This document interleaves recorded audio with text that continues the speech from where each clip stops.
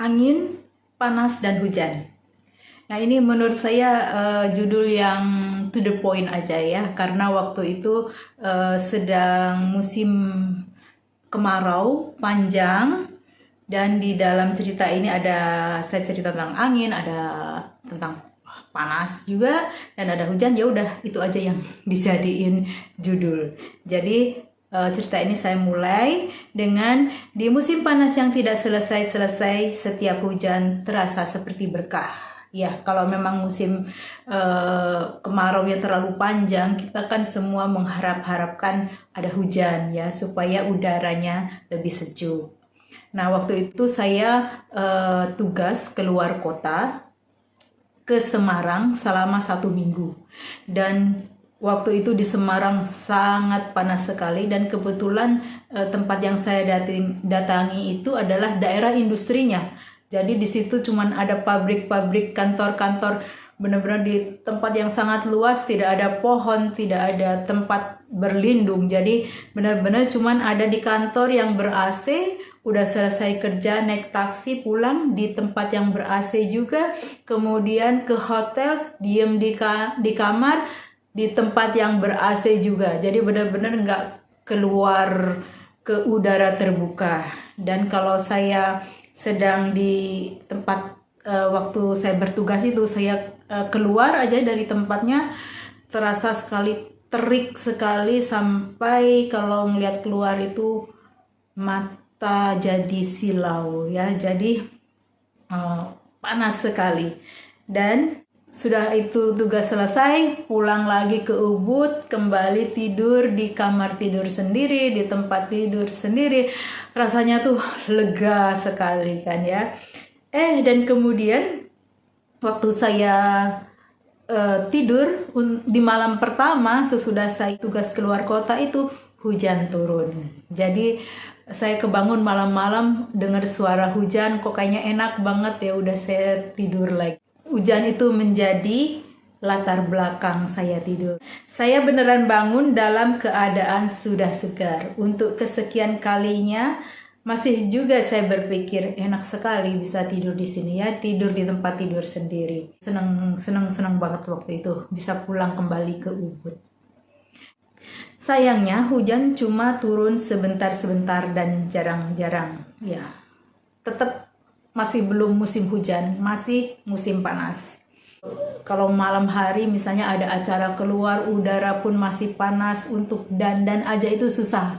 Selalu keringetan, bolak-balik keringetan, dilap sama tisu, keringetan lagi. Jadi ya udah akhirnya ditebelin aja tuh bedak, ditepuk-tepuk untuk menghapus keringat, terus masukin tisu untuk persediaan nanti. Waktu itu tiba-tiba aja waktu saya di teras itu ada suara angin yang tiba-tiba suara itu sangat keras. Jadi di sini saya tulis, tiba-tiba tanpa peringatan apapun angin mengamuk dan mengeluarkan suara keras. Wus. Jack terbirit-birit mendobrak pintu yang tertutup tapi tidak dikunci dan langsung meringkuk di pojok.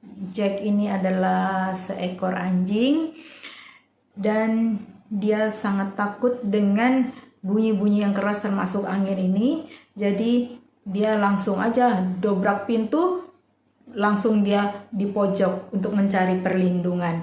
Saya tidak tega mengusirnya keluar. Saya berdiri sambil dia mendengarkan. Seram suaranya. Hujan turun. Saya susul Jack ke dalam dan berdiri di bawah tangga. Nah, ketika saya berdiri di bawah tangga itu, saya kecipratan air. Rupanya itu adalah air yang masuk dari jendela di lantai 2. Jadi saya cepet-cepet datang ke lantai 2 untuk menutup jendela ya. Yang saya lihat adalah gordennya itu sudah berkibar-kibar, dihantam angin ya, karena keras sekali. Jadi saya tutup dengan bersusah payah sambil berusaha tidak menjatuh.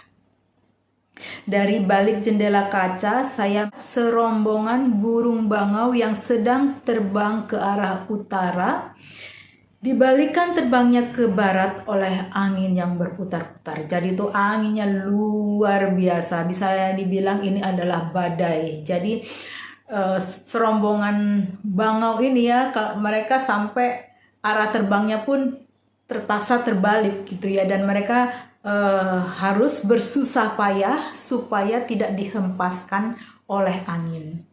Seekor yang masih berusaha terbang ke utara, jadi ini satu ekor dia keluar dari kelompoknya, mengibaskan sayapnya kuat-kuat, maju mundur, naik turun dipermainkan angin.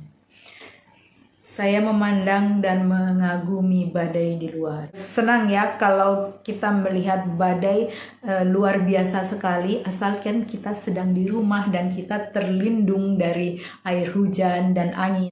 Warna-warna cerah dan segar serta cahaya matahari panas tiap digantikan energi yang campur aduk, mau tidak mau membuat orang kagum sekaligus takut. Kilat menyambar dan guruh menggelegar. Tidak lama, semua itu berhenti. Ya, seperti datangnya yang tiba-tiba, kemudian itu semua juga berhenti. Semua energi yang campur aduk itu, hujan dan angin tiba-tiba berhenti, matahari bersinar, dan ya sudah seperti biasa lagi. Dan besoknya kembali udara panas. Sedihnya hujan yang sangat diharapkan tapi jarang turun itu membuat sawah di depan rumah tidak ditanami. Jadi udah nggak ada lagi padi-padi, yang ada sawahnya ditumbuhi oleh alang-alang, rumput yang tinggi sekali. Katanya sih kekurangan air, jadi mereka airnya itu digilir atau dijat. Tapi saya sendiri sih tidak kekurangan air ya, untuk mandi, untuk masak, untuk cuci, untuk siram-siram tanaman itu tidak ada kekurangan air sama sekali. Bagusnya kemarau itu cuma satu.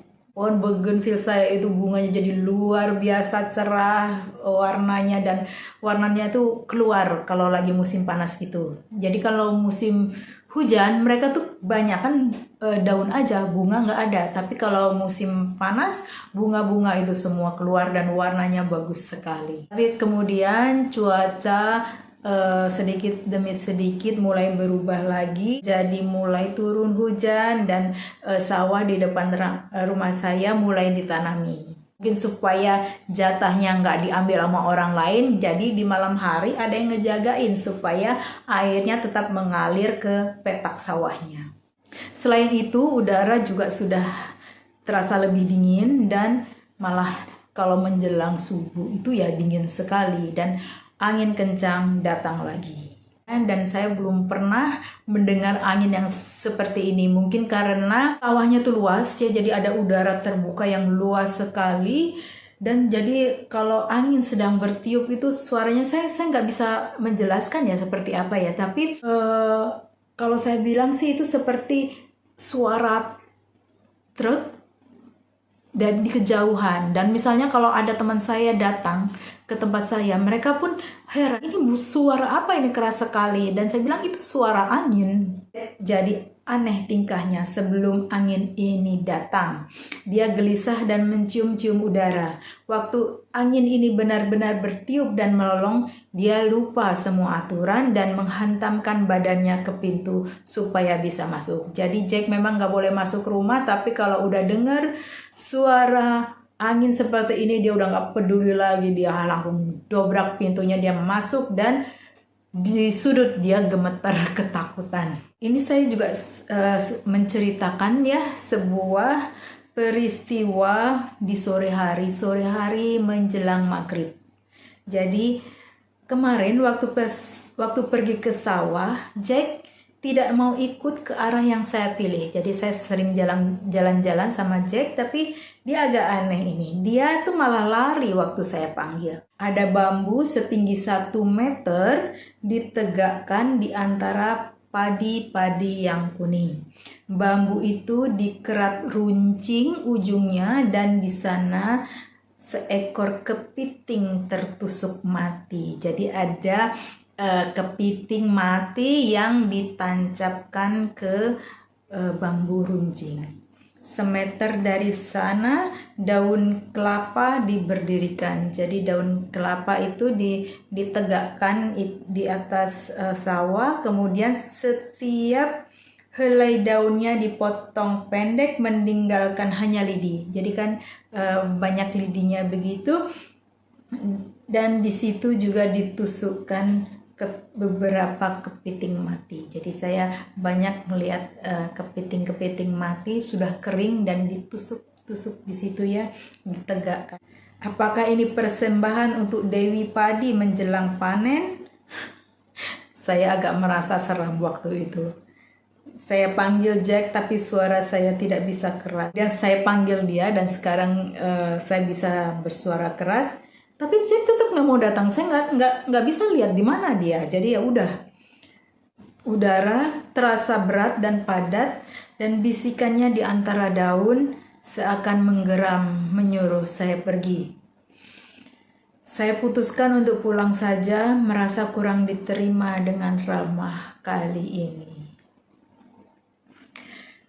Sekian ceritanya, sampai jumpa lagi di video selanjutnya.